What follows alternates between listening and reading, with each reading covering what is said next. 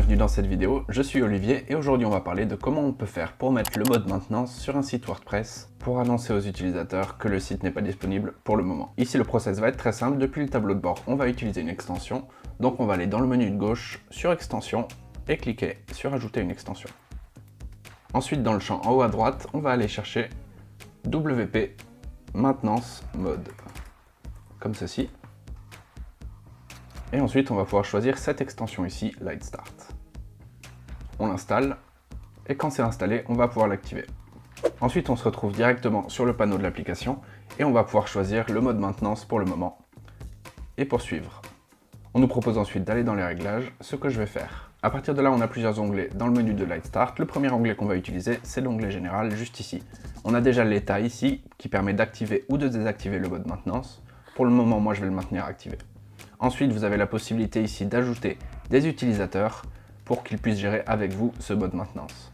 Plus bas, vous pouvez ajouter, si vous le souhaitez, une redirection. Et enfin, n'oubliez pas quand vous avez fait vos modifications, de sauvegarder ici en bas. Et ensuite, on va pouvoir passer à l'onglet Design, juste à côté ici, où on va avoir plus de possibilités. La première, ça va être d'aller ici pour modifier la page et pouvoir faire un design personnalisé adapté à votre marque. L'avantage ici, c'est qu'on peut vraiment modifier tout ce qu'on veut, donc par exemple la couleur de l'arrière-plan, les images, etc. Pour faire ça, c'est très simple, vous êtes dans l'éditeur de blocs de WordPress habituel, et pour ajouter des éléments, vous n'avez qu'à cliquer ici pour ajouter un bloc. Donc ça peut être tout simplement un élément Google Maps, des réseaux sociaux, des paragraphes, des images, des vidéos, des boutons, etc. Une fois que vous avez terminé vos modifications, vous n'avez simplement qu'à cliquer sur mettre à jour en haut pour valider votre nouveau design.